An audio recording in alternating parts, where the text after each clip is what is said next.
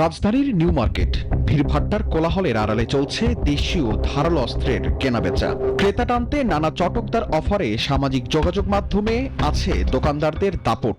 Original samurai চাপাতি ভাই, আচ্ছা। এক কবে সিনা দুই ভাগ হইও ভাই। ছিনতাইকারী কিংবা কিশোর গ্যাংয়ের কাছে এসব অস্ত্র ভাড়া ও বিক্রি করা হতো, এমনকি আছে ফ্রি হোম ডেলিভারি সেবা।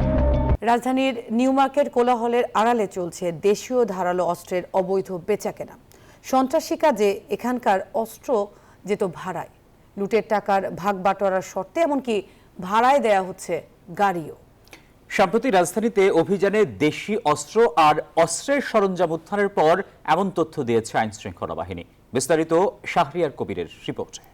একবারে ধামাকা অফার, অনলি 2800 টাকা। সমগ্র বাংলাদেশ কুরিয়ার ব্যবস্থা রয়েছে।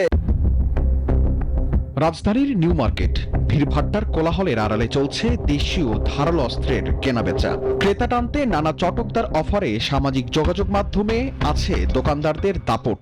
অরিজিনাল সামুরাই চাপাতি ভাই, আচ্ছা। এক কবে সিনা দুই ভাগ হইও ভাই। ছিনতাইকারী কিংবা কিশোর গ্যাংয়ের কাছে এসব অস্ত্র ভাড়া ও বিক্রি করা হতো, এমনকি আছে ফ্রি হোম ডেলিভারি সেবা। প্রতিদিনই কোথাও না কোথাও ধরা পড়ছে চাপাতি, রামদা, ধারালো ছুরি কিংবা অস্ত্র তৈরির সরঞ্জাম। কোথা থেকে আসছে এত এত অস্ত্র? আইন শৃঙ্খলা বাহিনীর নজরদারি বাড়লেও আড়ালে চলছে এই অস্ত্র সরবরাহের নেটওয়ার্ক। সর্বশেষ নিউ মার্কেটে বিশেষ অভিযানে উদ্ধারকৃত 1100 দেশি বিদেশি রামদা, সামুরাই, চাইনিজ কুড়াল সৃষ্টি করেছে চাঞ্চল্যের। আইন শৃঙ্খলা বাহিনী বলছে শুধু বাংলাদেশের শক্তিশালী থার্মিক স্টিল বা ফেমাস স্টিল লিমিটেড বিক্রি নয়, ছিনতাই কাজে ভাড়ায় যেত এসব অস্ত্র। কাভারে থাকে হচ্ছে আপনার ছোট হাউস হোল্ড নাইফ, তার ভিতরে থাকে হচ্ছে এই জিনিসগুলো। এগুলো হোম ডেলিভারি বিশেষ করে আপনার সন্ত্রাসীদেরকে দেওয়া হয়। বিভিন্ন সন্ত্রাসীর কাছ থেকে যখন গ্রেপ্তার করি, ইনিশিয়াল স্বীকারোক্তিতে তারা স্বীকার করেছে যে তারা এই জিনিসগুলো খারাপ কাজের জন্য ব্যবহার করে আসছে। এ বিষয়ে ডিএমপির উপপুলিশ কমিশনার বলেন, ছিনতাই কাজে সহযোগী ও অস্ত্র সরবরাহকারীদের সমূলে নির্মূল করতে কাজ করছে পুলিশ।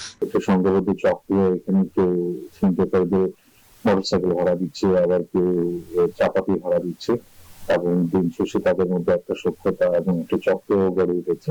এদিকে নিউ মার্কেটে সেনাবাহিনীর অভিযানের পর থেকেই আতঙ্কিত ব্যবসায়ী ও সাধারণ মানুষ চান অস্ত্র সরবরাহকারী অপরাধী চক্রের শাস্তি। দেখার পরে তো মনে হইতেছে যে এগুলো খুব খারাপই জিনিসগুলো ভাই, এগুলো ভালো জিনিস, কুরবানি কাজে এগুলো ব্যবহৃত খুব কমই হয়। বাস্তবে জিনিস দেখার তো স্বাভাবিক ভয় লাগবে। দোকানদারে বিক্রি করার সময় কি বলে আপনি কোন কাজে ইউজ করবেন বা ব্যবহার এগুলো বললে কি বিক্রি হবে, ও তো জানে না। মেইন এলসি বন্ধ করতে হবে এটা।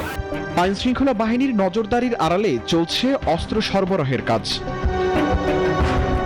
গৃহকাজে ব্যবহৃত এসব পণ্যের আড়ালে বিক্রি করা হতো দেশীয় এসব অস্ত্র। জানিয়ে এখন নিউ সুপার মার্কেটের এই এরিয়াতে ব্যবসায়ীদের মাঝে বেশ আতঙ্ক বিরাজ করছে। ব্যবসায়ীদের দাবি, কাস্টমস কর্তৃপক্ষ এবং আমদানিকারক প্রতিষ্ঠানগুলোকে আরও সতর্কতার সাথে কাজ করতে হবে। শাহরিয়ার কবির, নিউজ 24, ঢাকা।